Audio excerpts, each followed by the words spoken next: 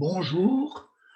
Aujourd'hui, suite et fin de la partie du cours consacrée à Diego Velázquez, puisque nous avons déjà vu des tableaux dans l'aperçu et dans l'iconographie royale. Alors, je voudrais tout de même rappeler quelques repères chronologiques fondamentaux. 1610, Velázquez entre dans l'atelier de Pacheco à Séville. En 1617, il est reçu peintre, membre de la Guilde de Saint-Luc, et il peut donc exercer cet état et vendre ses tableaux.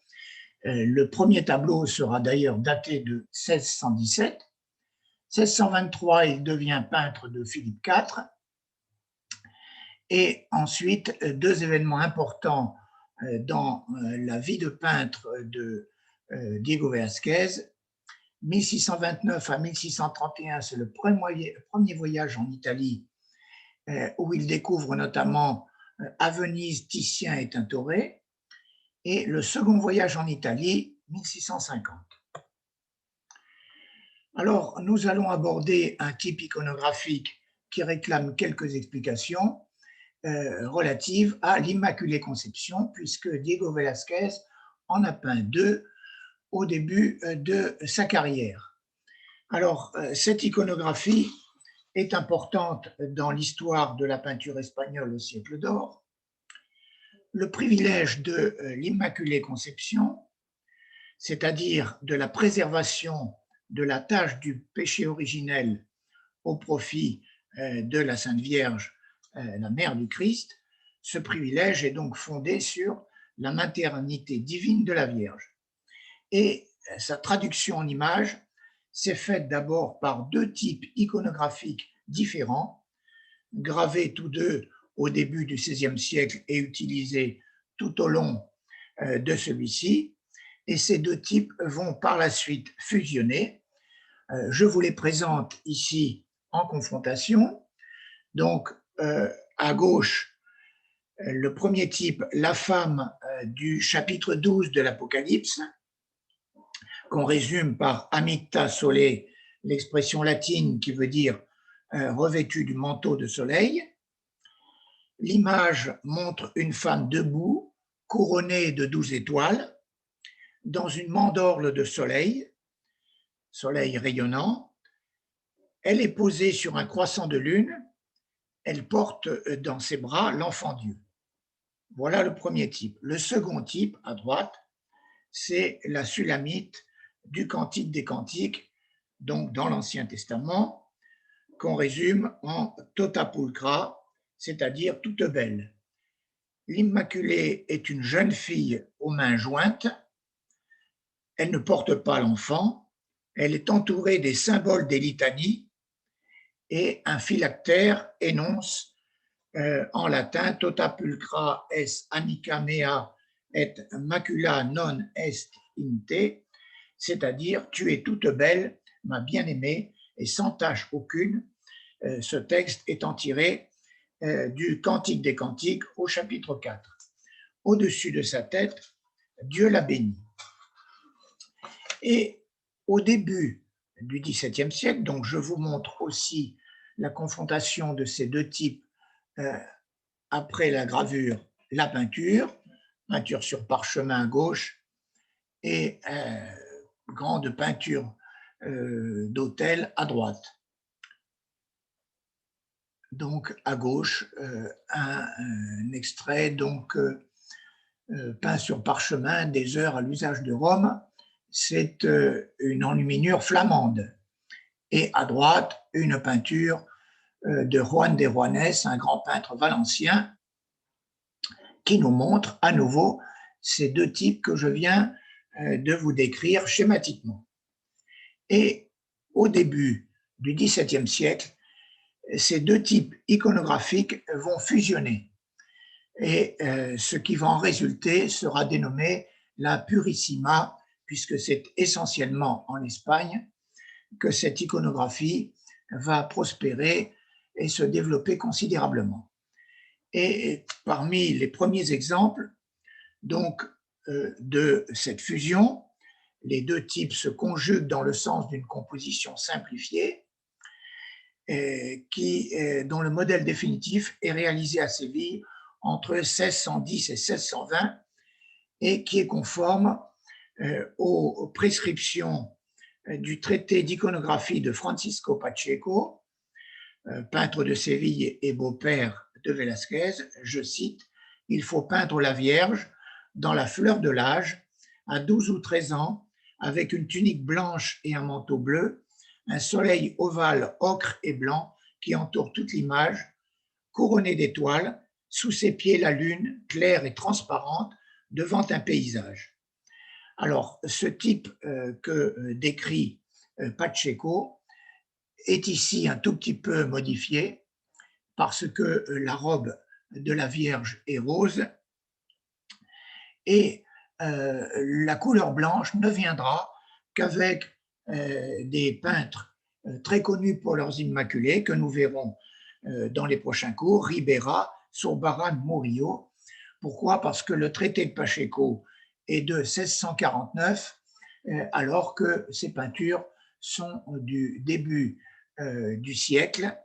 Et je vous présente celle-ci d'un peintre italien, mais qui a peint pour l'Espagne, Giuseppe Cesari, et qui est l'une des premières illustrations de ce type fusionné, où l'on voit donc encore très bien, notamment, alors voici pour la partie supérieure, les 12 étoiles, et puis dans la partie inférieure, l'on voit donc un grand nombre ici de modèles des litanies avec le puits d'eau vive, la fontaine scellée, et puis nous voyons le miroir sans tache, la tour de David, etc. Le jardin clos à gauche. L'on voit aussi en bas au milieu une illustration du chapitre 12, puisque c'est la représentation du dragon aux 7 têtes et 10 cornes. Alors, ce qu'il faut ici dire, c'est que la ville de Séville va se trouver au cœur du combat immaculiste en faveur donc de l'Immaculée Conception, et toute la ville va s'embraser après le scandale du 8 septembre 1613, 8 septembre 1613, le 8 septembre, je crois que c'est la fête de la Nativité de la Vierge. Pourquoi? Parce que ce jour-là, un prédicateur du couvent des dominicaines de Séville soutient en chair la doctrine de la sanctification in utero. Ça veut dire que lors de sa conception, la Vierge n'est pas immaculée, elle est atteinte par le péché originel, mais elle est sanctifiée dans le sein de sa mère, ce qui était conforme à la doctrine dominicaine et en particulier à saint Thomas d'Aquin. Au contraire, les franciscains considèrent que la Vierge a été conçue immaculée, c'est-à-dire qu'elle n'a jamais été atteinte par le péché originel. Je ne puis pas approfondir davantage ces questions théologiques qui peuvent être bien comprises en partant de saint Augustin pour arriver à Duns Scotus. Toujours est-il donc qu'après cet affront, les Sévillans décident de laver l'affront fait à leur Purissima, et tout au long de l'année 1614 se succèdent des processions au sanctuaire, des fêtes, des manifestations populaires, ainsi que des interventions auprès du roi Philippe III pour qu'il demande au pape la proclamation du dogme de l'Immaculée Conception, qui, vous savez, n'interviendra qu'en 1854. Les festivités solennelles de réparation sont organisées le 29 juin 1615 par tous les couvents de Séville, à l'exception de ceux des dominicains. Les enfants de Séville chantent le refrain du poème de Miguel del Cid que vous voyez en bas à gauche sur cette peinture de l'Immaculée par Francisco Pacheco. Je cite ce refrain: l'univers tout entier vous proclame reine à grands cris, les enfants de Séville affirment que vous êtes conçus sans péché originel. C'est pourquoi ce tableau est important dans l'histoire de l'iconographie de l'Immaculée, puisque Miguel del Cid est représenté sur cette peinture de l'Immaculée par Pacheco, dont vous voyez tout de suite le style un petit peu froid. Et à la suite donc de ces événements, le pape Paul V publia le 13 septembre 1617 une constitution qui interdisait de soutenir publiquement la thèse de la sanctification in utero. Donc, interdiction de soutenir publiquement le défaut d'Immaculée Conception. Et cette interdiction sera étendue même au domaine privé en 1622. Donc, les Sévillans s'accommodent de ce demi-succès, puisqu'il n'y a pas encore de proclamation officielle du dogme, et les confréries multiplient les commandes de tableaux et statues de leur Purissima. Et nous en venons à Velázquez, après avoir regardé quelques détails de l'œuvre de Francisco Pacheco, le beau-père de Diego Velázquez. Voilà, on retrouve en bas, à droite, mais aussi à gauche, derrière la tête de Miguel del Cid, les symboles des litanies mariales. Première œuvre de Velázquez, 1617, c'est la première œuvre connue, il a 18 ans cette année-là. Le style Immaculée Conception, donc, qui se trouve à Séville, celle-ci. Le style est encore proche des représentations des peintres andalous de cette époque, comme Pacheco, que nous venons de voir, ou bien Sánchez Cotán. Hiératisme de la composition, la silhouette fusiforme de la Vierge, le lourd manteau aux arêtes nettes, la densité peu atmosphérique des nuages et l'absence d'expression du modèle. Ça, ce sont les éléments encore traditionnels. L'enseignement de Pacheco n'est pas loin, mais déjà, Velázquez dépasse ces représentations. La touche est dense et onctueuse, la lumière enveloppante sculpte les formes, l'harmonie des coloris, le bleu intense, le rouge violacé, le mauve profond, et puis aussi le relief des plis et des ombres. Regardons-la en détail.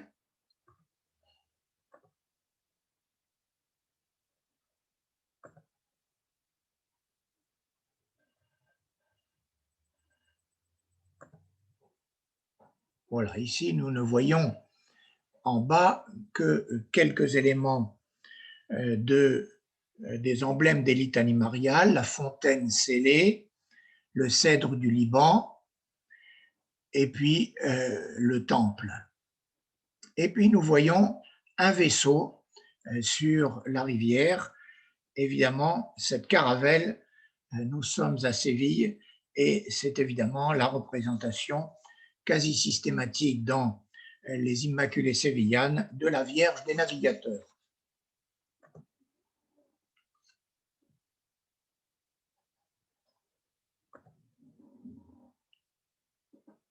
Voilà, le visage n'a pas encore beaucoup d'expression.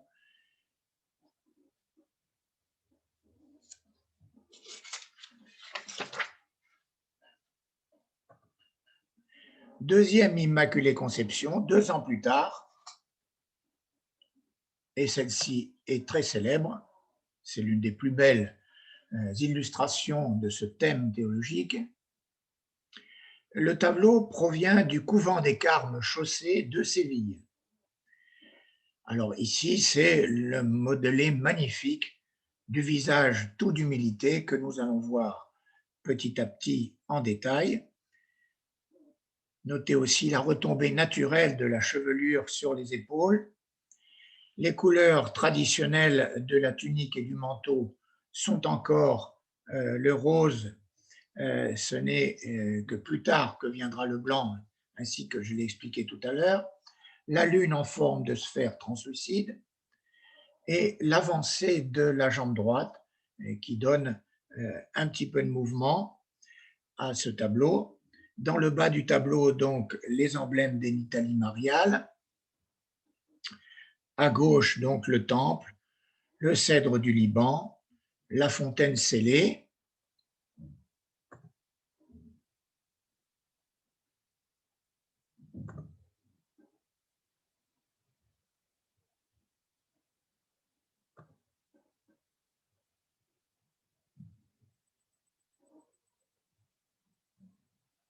Les yeux baissés, attitude d'humilité qu'on retrouvera chez Zurbarán en particulier.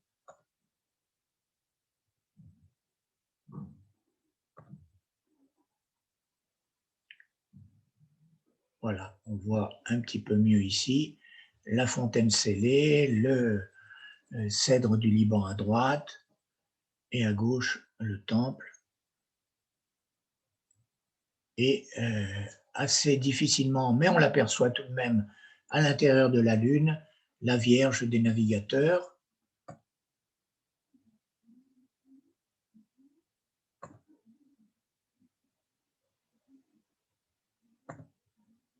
Et puis maintenant, ce visage splendide, au modelé parfait, un des plus beaux visages d'Immaculée que l'on connaisse. Alors ici, malheureusement, la photo est prise sur un livre qui a modifié la couleur de la chevelure de la Vierge, qui, de blonde, est devenue presque rousse. Mais bon, ça nous permet de voir de très près ce visage splendide. Cette Immaculée était d'ailleurs présente dans la grande exposition de 2015 à Paris, sur Velázquez. Voyons maintenant un tableau qui est lié, Vision de Saint Jean à Patmos. Et ce tableau est pratiquement de même dimension que celui de l'Immaculée que nous venons de voir, daté donc celui-ci aussi de 1619, et il faisait probablement pendant à l'Immaculée Conception de Londres. Alors, le tableau reprend, l'œuvre reprend le schéma de composition d'une gravure de Jean Sadeler d'après Martin de Vos, que vous voyez à gauche. Les positions de Saint-Jean est presque la même. La position aussi en haut à gauche de la Vierge du chapitre 12 et du dragon, identique. L'arbre aussi, et évidemment la présence de l'aigle, symbole de Saint-Jean, qui est plus discrète dans le tableau de Velázquez. Voilà le détail sur la gravure d'origine dont s'est inspiré Velázquez. Et le tableau dans son ensemble, où l'on voit donc, on aperçoit en haut à gauche donc la Vierge Immaculée. On verra un peu plus de détails. Notons tout de suite que Velázquez représente le visionnaire de l'Apocalypse, non pas comme un personnage âgé, alors que l'Apocalypse a été rédigé à la fin de la vie de Jean, à la fin du 1er siècle, mais ici nous avons un personnage jeune, et un modèle non idéalisé d'un paysan sévillan. Et voici donc à gauche l'illustration du chapitre 12 avec ces deux personnages principaux, la femme à gauche et le dragon aux 7 têtes et 10 cornes à droite. La tunique blanche de Saint Jean symbolise sa virginité. Et Velázquez a réutilisé le modèle du visage pour un autre tableau, le Saint Thomas du musée d'Orléans, que nous verrons tout à l'heure. Voilà, très beau travail sur les plis et les nuances de blanc de la chemise de Saint Jean.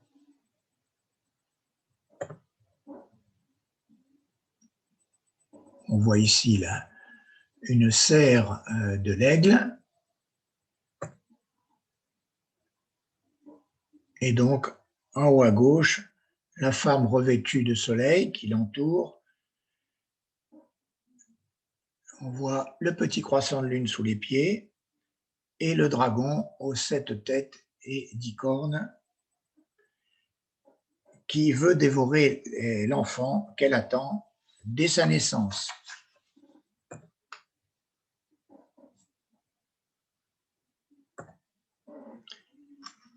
L'éducation de la Vierge, à peu près à la même époque, vers 1618-19, ce tableau est en mauvais état, il est amputé de sa partie supérieure sur 25 cm environ, puisqu'il y a un ange au-dessus dont on ne voit pas la tête. Cependant, nous dit le catalogue d'exposition de 2015, je cite, « La solidité des masses, les plis amples et creusés, la palette chromatique, l'apparence crémeuse de la surface, le volume des mains et des visages, la lumière crue et les détails de la nature morte rappellent les premières œuvres de Velázquez. » Il y a effectivement un élément de nature morte à gauche. En revanche, la radiographie de ce tableau a montré que le personnage de Joachim, à gauche, qui déséquilibre la composition, a été peint dans un second temps.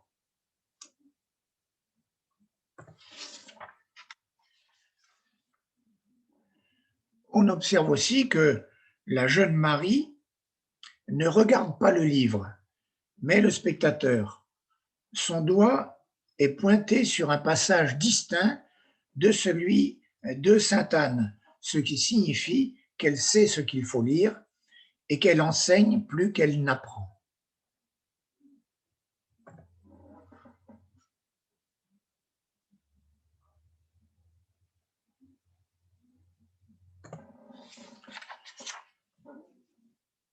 Le repas à Emmaüs. Le tableau appartient au genre de la nature morte religieuse, d'origine flamande, qui circulait par les gravures. Et la nature morte en Espagne est très fréquente dans la peinture de l'époque. C'est ce qu'on appelle le bodegón. Dieu se trouve aussi dans les casseroles, disait sainte Thérèse d'Avila. La scène se passe dans une auberge. Au premier plan, une table de dessert qui supporte une vaisselle disséminée, derrière laquelle une jeune femme noire, coiffée d'un fichu blanc, prend une carafe pour la porter aux hommes attablés derrière la fenêtre. Le tableau a été coupé des deux côtés. À gauche, on aperçoit seulement la main du second pèlerin d'Emmaüs. Pardon. On voit deux pèlerins. Et voilà, avec un grossissement, on aperçoit la main du troisième pèlerin, puisque le tableau a été coupé.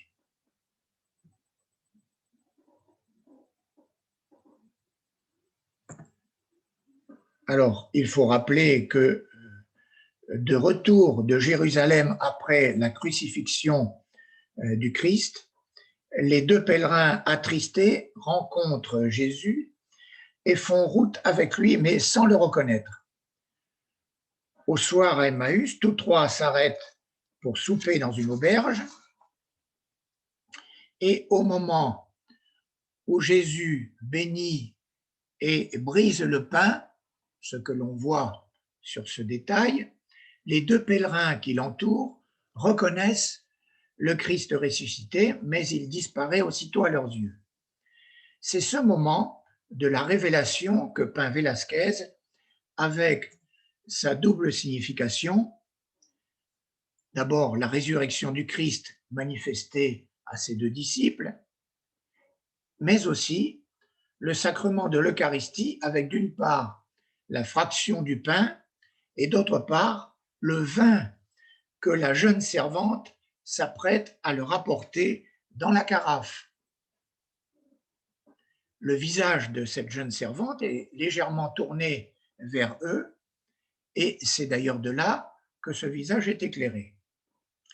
Par ailleurs, la servante noire renvoie probablement à l'interrogation religieuse formulée à Séville sur la conversion des esclaves. N'oublions pas que Séville était le point de départ de toute la navigation vers les Amériques. Élément de Bodegón dans le tableau.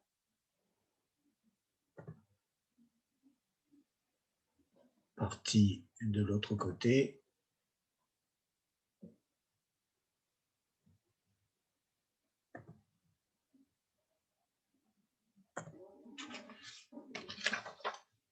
Mère Jéronima de la Fuente, 1620. Mère Jéronima, née en 1555 dans une famille noble de Tolède, c'est une femme énergique qui entre toute jeune chez les Clarisses de sa ville natale, donc à Tolède. Et à un âge avancé, 65 ans, elle s'embarque à Cadix en avril 1620, donc c'est l'année du tableau. Ce tableau a été fait pour commémorer son départ. Elle s'embarque, passe par le Mexique et parvient en août 1621 à Manille, capitale des Philippines, royaume espagnol, où elle devait mourir en 1630, alors qu'elle était supérieure du couvent des Clarisses qu'elle avait fondé dans cette ville. Elle fait partie de, je cite, ces religieuses de la réforme catholique espagnole, femmes déterminées, ascètes et missionnaires, et dévouées jusque dans leur grand âge à la restauration d'une religion inattaquable, Odile de Lenda. Dans ce tableau, le caractère de la vieille religieuse est saisi par Velázquez avec beaucoup de réalisme. Son visage sévère paraît taillé dans le bois et son expression décidée, encore Odile de Lenda. Elle empoigne le crucifix, avec énergie. Je cite encore Odile de Lenda, qui a magnifiquement commenté ce tableau: le dessin ferme des mains, la facture impeccable du rendu des tissus, soie blanche transparente de la coiffe, drap noir de la cape, bure brune de la robe, sont l'œuvre d'un maître accompli et justifient amplement la réputation de Velázquez comme portraitiste. Alors, le phylactère qui entoure le crucifix qu'elle tient fermement dit ceci: je serai apaisé lorsqu'il sera glorifié. Alors, c'est un résumé de sa mission, qui est la conversion des peuples pour glorifier Dieu. Nous allons voir maintenant le détail de son visage. Il y a aussi une inscription tout en haut du tableau, mais regardons son visage.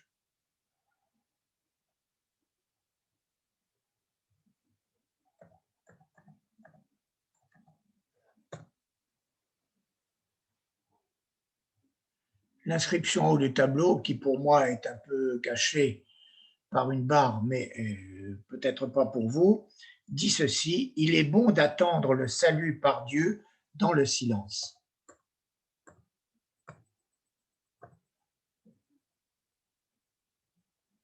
Voilà, magnifique, un visage de hein, cette religieuse qui avait donc 65 ans, ce qui est très âgé pour l'époque, au moment où elle part en mission. Saint Thomas,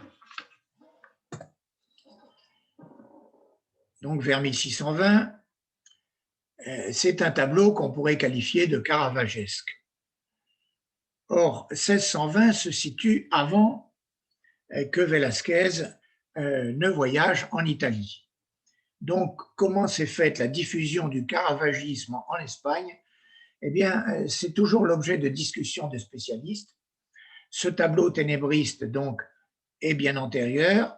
Comme je vous l'ai dit, il est probable que ce tableau, cela vient peut-être aussi du fait que par les gravures, par d'autres tableaux, que Velázquez a eu connaissance de plus ou moins de l'œuvre du Caravage.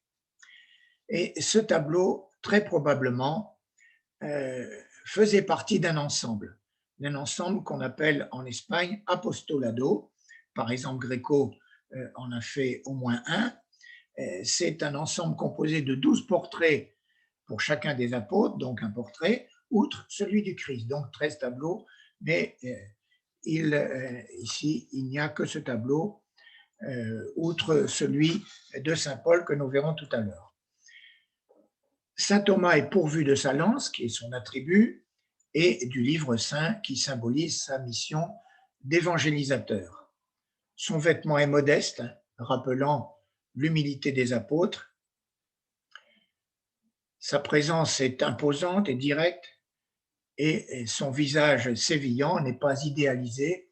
Il nous rappelle celui de Saint Jean à Patmos. Son manteau ocre a des plis très creusés, ce qui rappelle la taille des sculptures en bois espagnoles. Et le clair-obscur, évidemment, accentue l'effet de relief.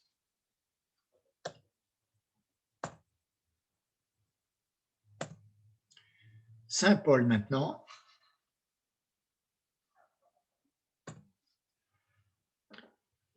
« 1620-1621 », il est identifié parce qu'en haut à gauche, il y a une inscription de ce nom.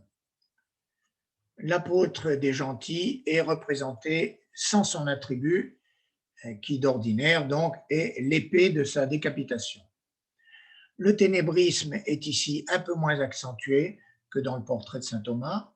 La palette est terreuse, tant pour le manteau que pour le livre, et l'arrière-plan uniforme. Le visage est ici aussi très réaliste et proche du style de Ribera que nous verrons dans le prochain cours.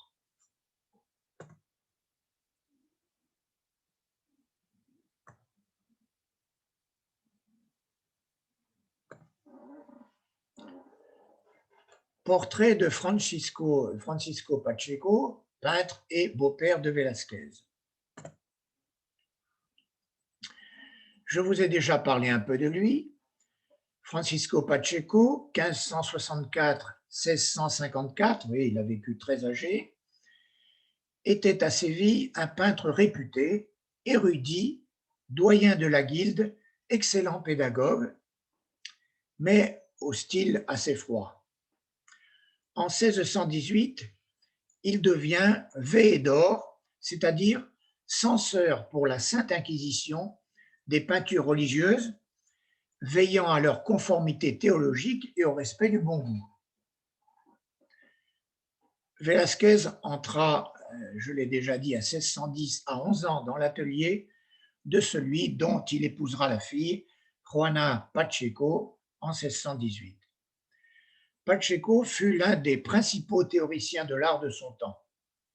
Dans son traité El arte de la pintura, élaboré tout au long de la première moitié du XVIIe siècle, mais paru tardivement en 1649, dans ce traité, il diffuse les préceptes artistiques de la contre-réforme, il définit certains types iconographiques tels que l'Immaculée Conception et la crucifixion, et il compile largement les théories artistique de l'Italie du XVIe siècle.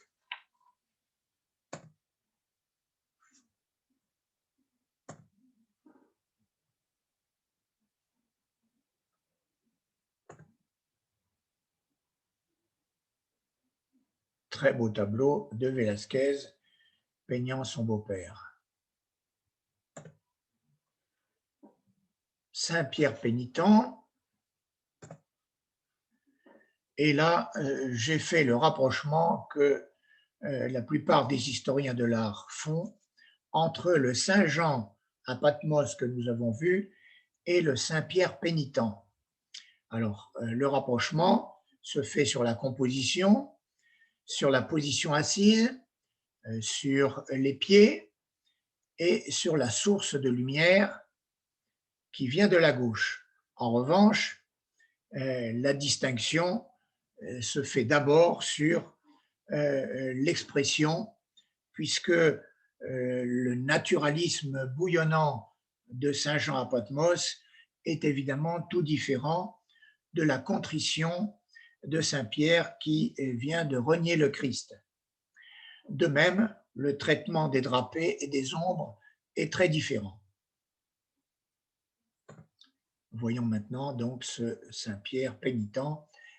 Ce thème de Saint Pierre pénitent a été pris aussi, retenu par d'autres grands peintres, mais je ne puis pas, faute de temps, vous faire aujourd'hui des rapprochements avec ces autres peintures, elles aussi très belles. Voilà, très beau regard de Saint-Pierre.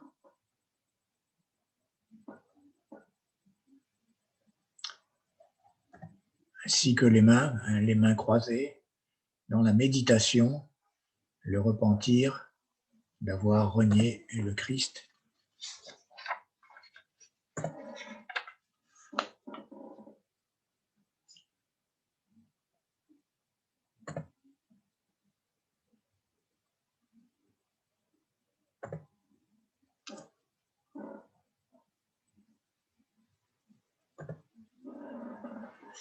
Saint Jean-Baptiste au désert. C'est une œuvre toute différente où d'emblée, on retient l'italianisme qui se dégage de la composition et puis la retenue idéalisée de Jean-Baptiste. La date proposée pour ce tableau se veut postérieure de quelques mois au retour de Velázquez de son voyage, non pas en Italie, mais à Madrid en 1622, où il avait pu admirer les tableaux se trouvant à l'Escorial ainsi que les collections royales à Madrid. Et ceci avant qu'il devienne peintre du roi l'année suivante, c'est-à-dire en 1623. Donc, entre le retour de Madrid de 1622 et l'établissement à Madrid en 1623 comme peintre du roi.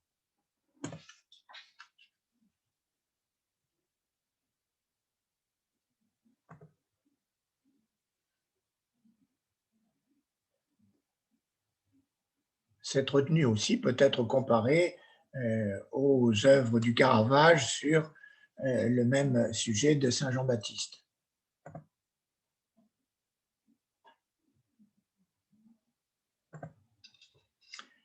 Le Christ à Emmaüs.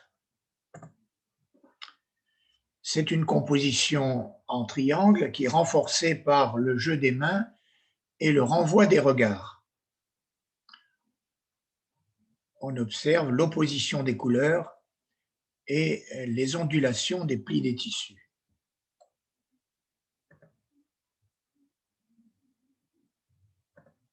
Beau visage du Christ qui vient d'être reconnu, qui irradie par sa bonté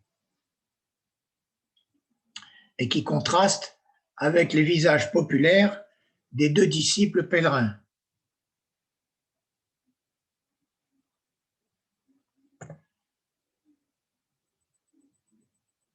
On a donc le jeu des regards et le jeu des mains.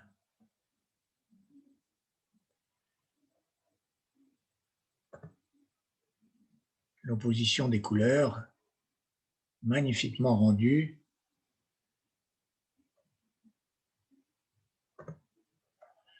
On peut relever aussi dans ce tableau les affinités avec l'art du Caravage, et là aussi, comme dans le tableau précédent, il y a plus de retenue que dans la peinture du Caravage. Pensons notamment à ce tableau où l'un des deux pèlerins écarte les jambes, écarte les bras dans un geste quasi théâtral qu'on ne trouve pas ici.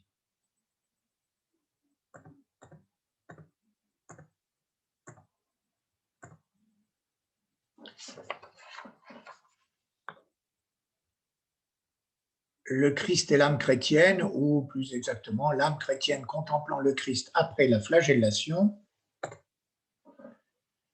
c'est un thème rare et qu'on ne trouve que dans la peinture espagnole.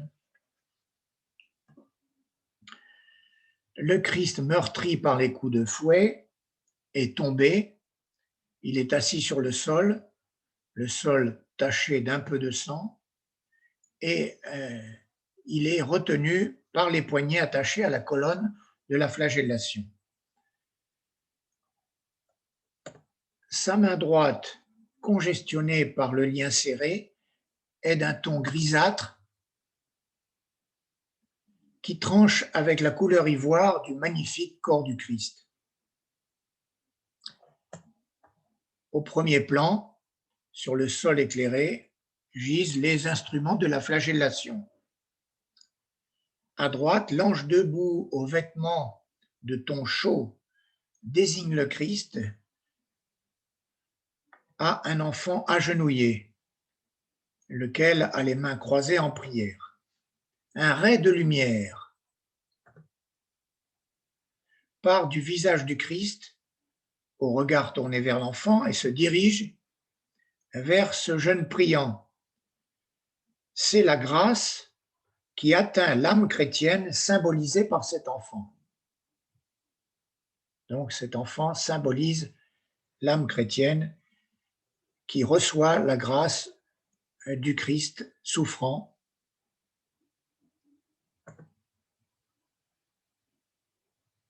Donc magnifique anatomie du corps du Christ.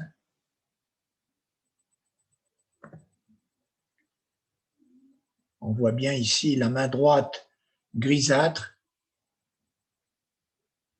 s'opposant à la chair des autres membres du Christ.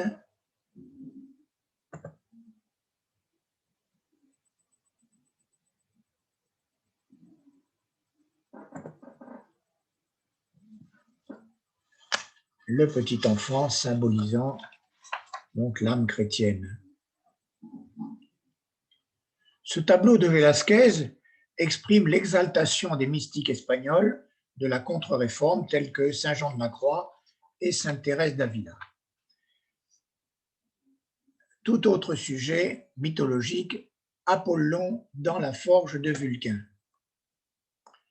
La scène représente Apollon venant révéler à Vulcain, qui est juste à sa gauche, Vulcain qui est l'époux de Vénus, il vient révéler à Vulcain l'adultère de celle-ci avec Mars, avec le dieu Mars, ce en présence de 4 apprentis travaillant sur une armure qu'on voit en bas à droite. La composition est fondée sur une structure verticale qui est constituée des corps des différents personnages, mais aussi circulaire autour de l'enclume. L'apprenti qui est au fond et la masse du four donnent la profondeur du tableau. Apollon est enveloppé dans sa toge orange et ce vêtement contraste avec le groupe des forgerons au torse nu qui sont des prétextes à la virtuosité anatomique du peintre, spécialement pour le torse de Vulcain et le dos de l'apprenti regardant Apollon. Voyons maintenant les détails de ce tableau.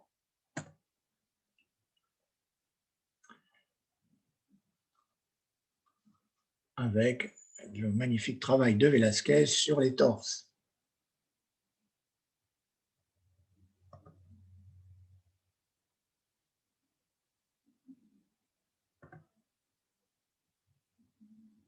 Mais aussi les visages, Apollon et l'apprenti qui le regarde.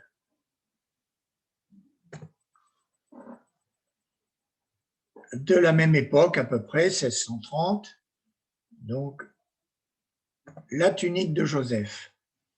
Le sujet biblique de ce tableau illustre la fin du chapitre 37 de la Genèse, les 10 fils de Jacob, dont on ne voit que 5 ici, qui étaient jaloux de leur frère Joseph, l'ont vendu à des Ismaélites, puis ils ont trempé la tunique de Joseph dans le sang d'un bouc et l'ont apporté à leur père, faisant croire à un accident fatal.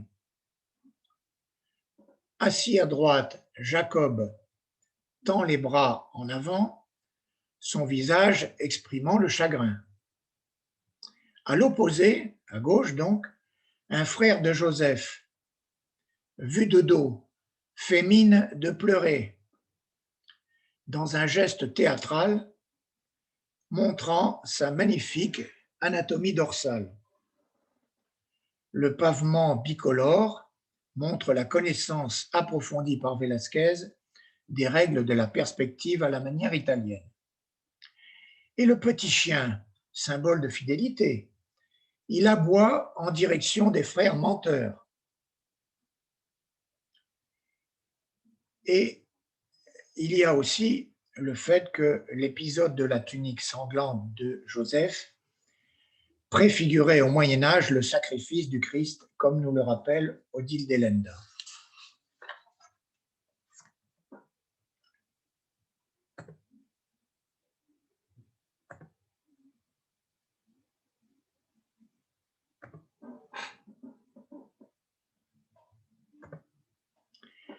La tentation de saint Thomas d'Aquin. La scène représente l'instant où saint Thomas, jeune novice épuisé par sa lutte contre une courtisane venue le tenter, est réconforté par 2 anges après avoir mis la tentatrice en fuite en la menaçant d'un tison incandescent. À genoux, l'un des anges le soutient, tandis que l'autre, debout, le contemple l'air ravi et s'apprête à lui ceindre les reins d'une ceinture blanche, gage de chasteté. Ce que je viens de dire est une citation d'un historien de l'art. Et l'on voit donc derrière la porte ouverte, en haut à gauche du tableau, la courtisane qui s'enfuit avec son visage vulgaire, contrastant avec la beauté du visage de l'ange debout. L'on voit aussi la magnifique cheminée qui est inspirée d'un traité italien d'architecture. Au premier plan, les livres, le tabouret et l'encrier du théologien de la Somme théologique, ouvrage fondamental de théologie chrétienne occidentale. Le tableau était conservé dans la sacristie de l'université d'Orihuela, dirigée par les pères dominicains, de sorte que ce tableau était aussi un avertissement adressé aux étudiants pour qu'ils demeurent chastes. Et la composition est fondée sur 2 diagonales qui se croisent au niveau de la rencontre des 2 visages du saint et de l'ange agenouillé.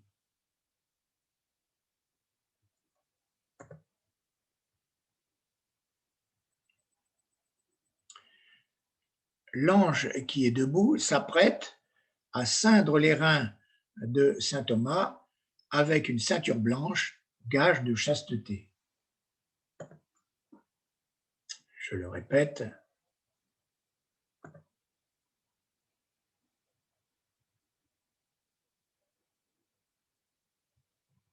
Nous voyons bien les différents protagonistes, et notamment la courtisane qui s'enfuit.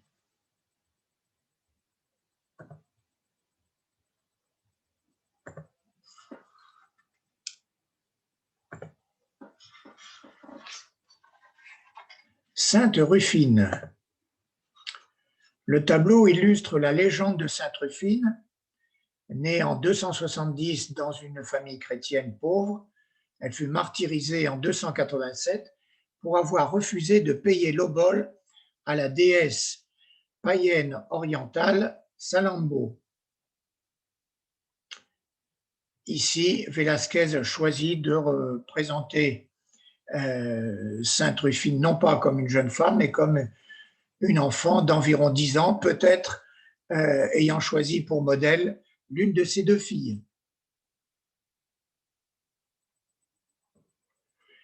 Elle tient d'une main la palme du martyr et de l'autre main, elle tient de la vaisselle, car son attribut traditionnel, c'était de la vaisselle, puisqu'elle était vendeuse de céramique.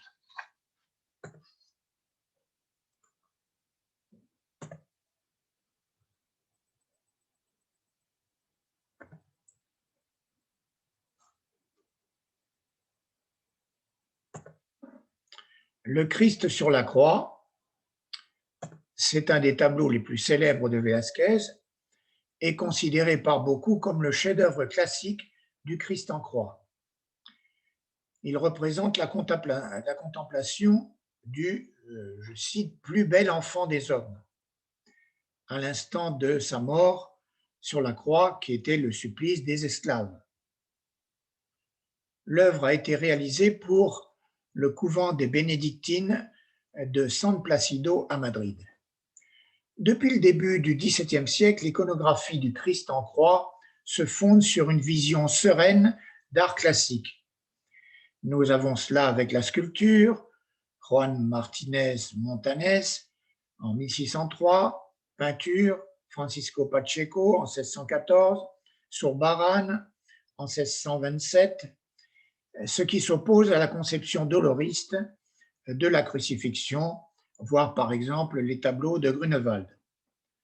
Selon la recommandation de Pacheco, dans son Arte de la Pintura, le corps est peu ensanglanté, les pieds reposent sur une tablette et sont fixés à la croix par deux clous, et non un seul clou, comme c'était le cas dans la crucifixion du Gréco au Louvre, que nous avons vu dans un cours précédent.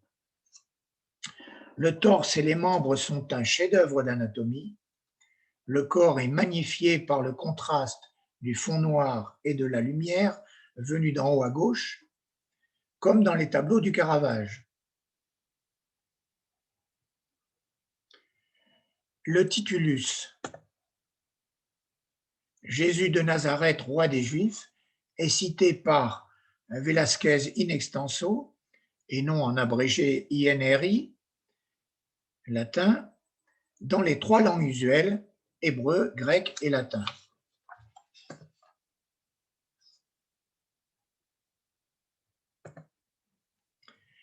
La femme à l'éventail.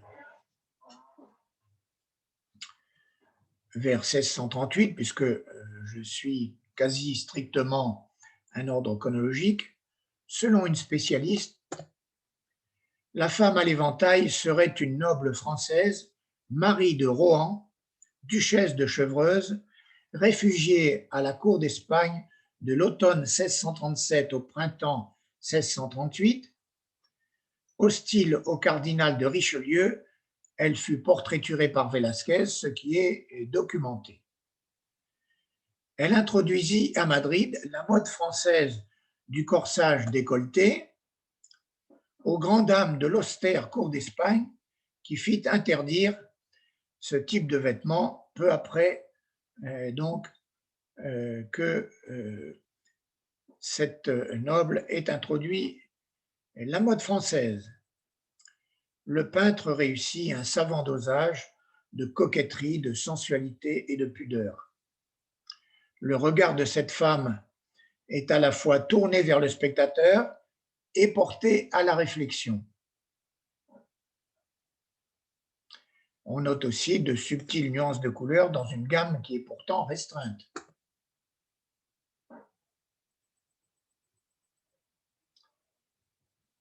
Voilà, c'est un regard à la fois extérieur vers le spectateur et intérieur vers la réflexion.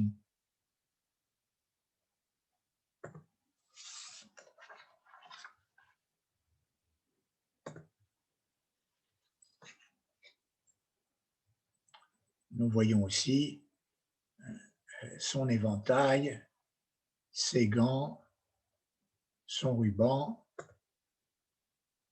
pour montrer la virtuosité de Velázquez, déjà bien connu.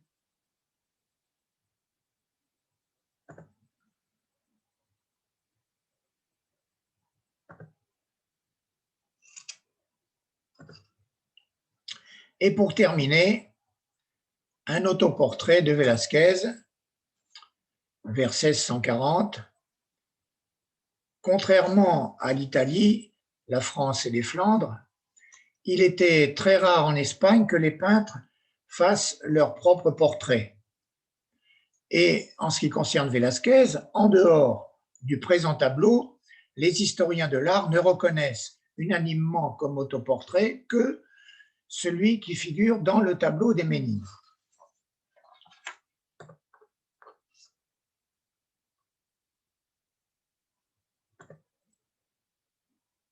C'est donc avec cet autoportrait de Velázquez que se termine cette partie du cours relative aux plus grands peintres de la période du siècle d'or. Dans les prochains cours, j'aborderai la prochaine fois Ribera et Cano, la fois suivante Zurbarán et pour le dernier cours, Murillo. Je vous remercie.